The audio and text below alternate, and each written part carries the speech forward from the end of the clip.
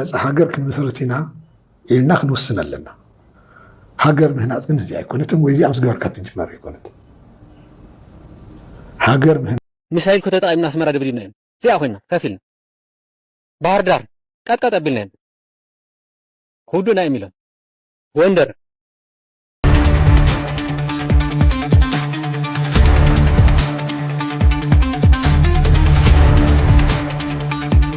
ትግራይ የወጣቶችን አፈሳ ለመግታት ወላጆች ተደራጅተው መቃወም አለባቸው ሲሉ የቀድሞው ጠቅላይ ኢታማዦር ሹም ጀነራል ሳሞራ የኑስ ተናገሩ። በትግራይ ክልል ያለውን አሳሳቢ ሁኔታ በሚመለከት የተለያዩ አካላት ስጋታቸውን በመግለጽ ሌላ ደም አፍሳሽ ጦርነት እንዳይቀሰቀስና ህዝቡ ከአደጋ ነፃ እንዲወጣ ጥሪ ያቀረቡ ይገኛሉ።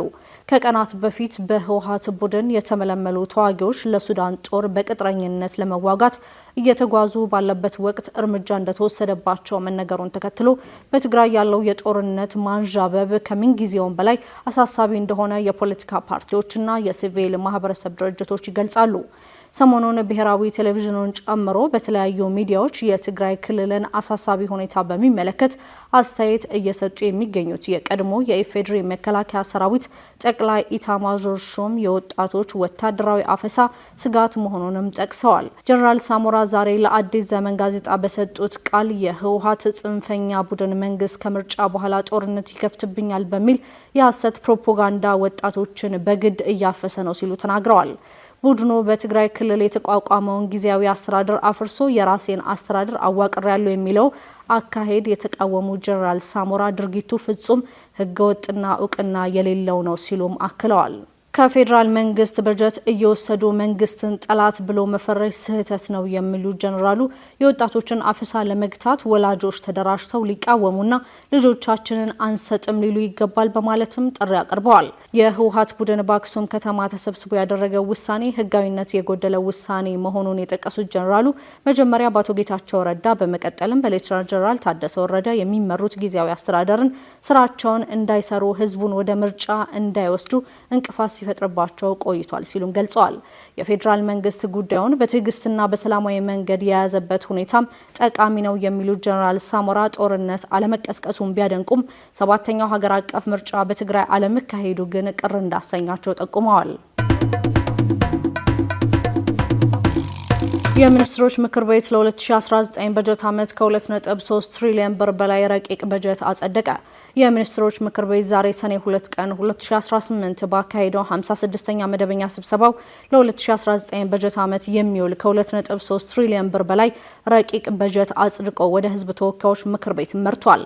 ምክር ቤቱ በቅድሚያ የተወያየው ከ2019 እስከ 2023 በሚተገበረው የመካከለኛው ዘመን የማክሮ ኢኮኖሚና ፊስካል ማዕቀፍ ላይ ሲሆን የተሟላ የማክሮ ኢኮኖሚ ሪፎርም ተግባራዊ ከተደረገ ወዲህ የኢትዮጵያ ኢኮኖሚ ካጋጠሙ ተግዳሮቶች እየተላቀቀና መሰረቱን እየጠበቀ መምጣቱም ተገልጿል።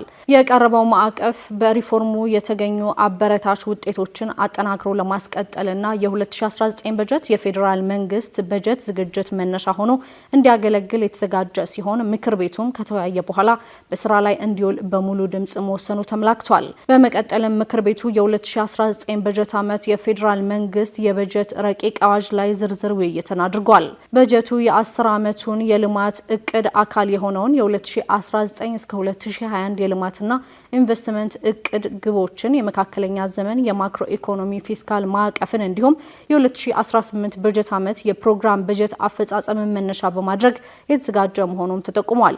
በተጨማሪም በቀጣይ ሊኖር የሚችለውን የማህበራዊና ኢኮኖሚያዊ ትራንስፎርሜሽን አቅጣጫዎችን የመንግስት የፋይናንስ አቅምና የአስፈጻሚ መስሪያ ቤቶች ተልዕኮ ባገናዘበ መልኩ መዘጋጀቱም ተገልጿል። በዚህም ለመደበኛ ወጪዎች፣ ለካፒታል ወጪዎች፣ ለክልል መንግስታት ድጋፍና ለዘላቂ ልማት ግቦች ማስፈጸሚያ ድጋፍ የሚውል 2 ትሪሊዮን 339 ቢሊዮን 268 ሚሊዮን 126768 ብር በጀት ምክር ቤቱ አቅርቧል። የሚኒስትሮች ምክር ቤት በቀረበው የፌዴራል መንግስት የ2019 ረቂቅ በጀት አዋጅ ላይ በሰፊው ከተወያየ በኋላ ግብአቶችን በማከል ለህዝብ ተወካዮች ምክር ቤት እንዲተላለፍ በሙሉ ድምጽ መወሰኑም ተመላክቷል።